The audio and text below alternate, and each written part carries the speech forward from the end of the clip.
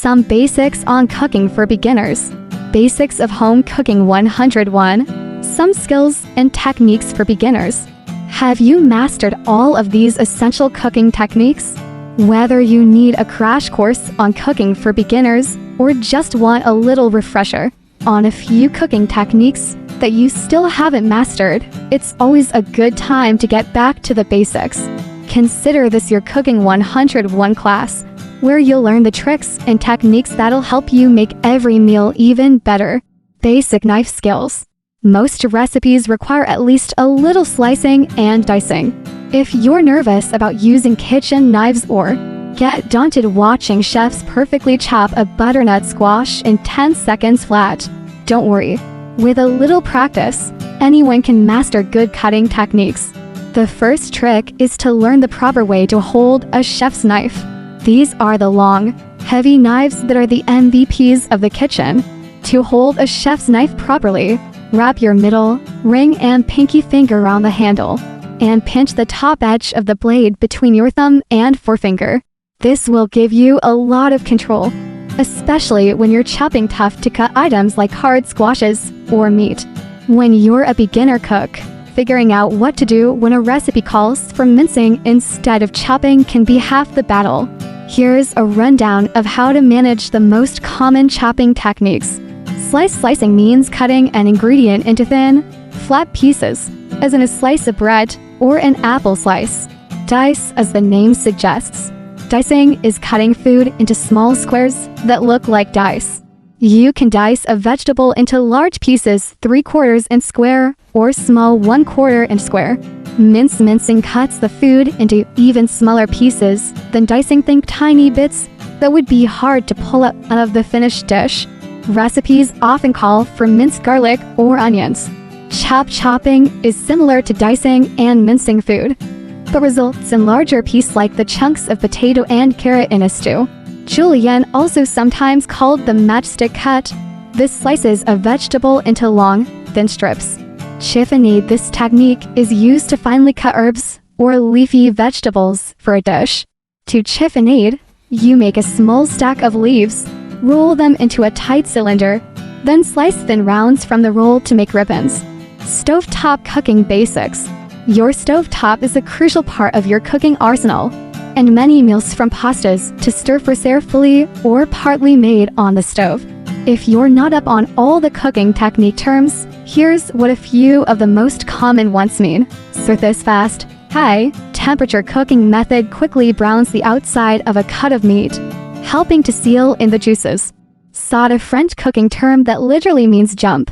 Sauteing involves cooking your food with a little fat such as butter or oil at a high temperature and stirring or even tossing the food in the pan to help keep it moving. Stir-frying is very similar to sauteing. You just use a little more fat than you would to saute, and you cook the food at a higher temperature. This is one of the most essential beginner cooking techniques, which you can use for veggies or for tender, quick cooking cuts of meat like chicken breast. Steam. When you steam food, you put it in a basket or colander and set it over, but not in a pot or pan of boiling water, to allow the steam from the water to cook the ingredient. It's a healthy way to prepare veggies like broccoli, cauliflower, and green beans, and is also great for seafood like shrimp, mussels, and clams. Poach. One of the most underrated ways to cook meat and seafood is poaching. You simply bring a cooking liquid like broth or wine to a simmer and let your main ingredient cook in it until it's done. Poaching cooks the food without drying it out, so you get moist, perfect results every time. Poached meat and seafood also makes a flavorful, protein-rich ingredient to add to other dishes. Use shredded poached chicken in tacos, or poached shrimp in salads and grain bowls. Master the simple technique for poaching chicken, shrimp, or salmon. How to roast chicken and vegetables. Roasting can be one of the easiest and tastiest ways to cook just about any meat or vegetable. Just throw your ingredient of choice onto an oiled or parchment-lined pan, add your favorite spices, and pop the pan in the oven. Fortunately, certain cooking techniques and tricks can make roasting even simpler and more delicious. For instance, roasting a chicken can take a few hours, but if you butterfly or spatchcock the chicken first, i.e., make a few cuts and flatten it, you'll reduce the cooking time and still end up with a juicy, flavorful bird. Learn how to roast a spatchcock chicken using this simple technique. Love roasted veggies? You can get better results with a few key moves. Get tips on how to roast any vegetable, including faster cooking ones like asparagus and zucchini, medium ones like broccoli and eggplant, and slower ones like potatoes and beets. If you want to perfect your squash game, find out how to peel, cut, and roast butternut squash. No matter what vegetable you're roasting, you will be able to tell when it's ready by sticking a knife into the center of a piece.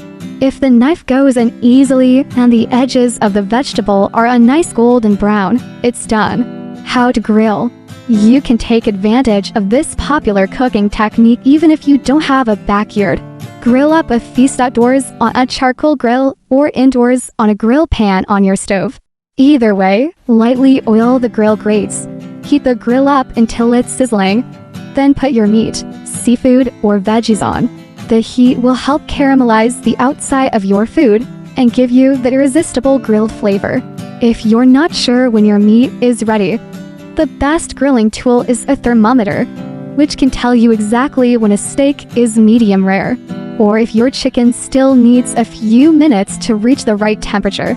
If you want a few more grilling basics to help you master the technique, check out these grilling tips from the Food Lab's J. Kenji Lopez Alt and unique grilled side dish ideas. How to cook eggs. Eggs are among the most versatile ingredients in the kitchen. They're essential for baked goods, and they can be served up dozens of different ways, from scrambled and fried to hard-boiled or poached. The cooking techniques for eggs are definitely worth mastering. You can start with the basic ways to cook eggs, then get into some of the fancier options, like meringues and deviled eggs. Hard boiling eggs to perfection is all in the timing. Cook them for 11 minutes exactly, then throw them in an ice bath to stop the cooking. You can dip them back into hot water to make peeling a little easier. And if you like poached eggs, you can use an egg poacher to get that silky, cloud-like effect you've seen in brunch dishes like Eggs Benedict. How to cook grains and pasta. There's no need to master a slew of techniques for cooking every kind of grain imaginable. Here's an easy way to cook a variety of whole grains including farro, barley, brown rice, and quinoa, which is actually a seed. The basic idea is simply to boil them, but no matter which kind of grain you're using, there's more to cooking it properly than simply throwing it into a pot with some water. Rinsing the grains beforehand removes excess starch, so they end up less mushy after cooking. Toasting the grains gives them extra flavor. Cooking pasta can be as simple as following the package directions for how long to boil the noodles, unless you're using fresh homemade noodles. Still, one of the most common mistakes when cooking pastas well as grains is using a pot that's too small. If you're boiling pasta, make sure your pot gives you room to add as much water as you'll need. You should have 4 to 6 quarts of water for every pound of pasta. For grains, you'll need a pot that has enough room for them to expand as they cook. Stocking your kitchen for cooking success. Having the error hyperlink reference not valid on hand will help you get the job done correctly and efficiently, no matter which recipe you're tackling. But you don't need to invest in a huge rack of knives or a super deluxe set of pots and pans to make great food. With just a few key pieces, you should be set for just about any dish you'd want to make. Cooking for beginners, kitchen tools. When you're stocking a kitchen, keep in mind that more isn't always better. Sometimes all you need are a few high-quality tools that'll work for every dish you make. For instance, you really only need 3 knives, a chef's knife, a serrated bread knife, and a paring knife. Here's a good primer on how to stock your kitchen with all the cooking basics. How to store leftovers safely. When you're saving an extra serving for tomorrow's lunch, or you've chopped up extra veggies for the next day's dinner, you're going to need to know how to store your leftovers safely. You might want to stock up on a few different types of containers for leftovers. Reusable silicone lids can be used with your own bowls and plates and make a more eco-friendly and secure seal than plastic wrap. Smart Seal containers are great for packing up tomorrow's lunch and come in a variety of sizes. If you only used half of an onion or tomato for a recipe, save the rest for your next dish with a cut-produce key print. Consider green savers to help extend the life of fresh herbs and other produce. How to clean and care for your cookware and bakeware. Once you've invested in a quality cookware set, be sure to follow the proper guidelines for how to clean your pans. For instance, some of our non-stick pans can be put in the dishwasher, but certain kinds can't. So check the specifications for each pan. In general, using a nylon dish brush will help get stubborn stains off most cookware, though you may want a specialty cast iron brush to keep those pans clean without destroying the seasoning. Taking good care of your essential cooking equipment is the best way to make it last, so you can keep honing your skills and producing tasty food.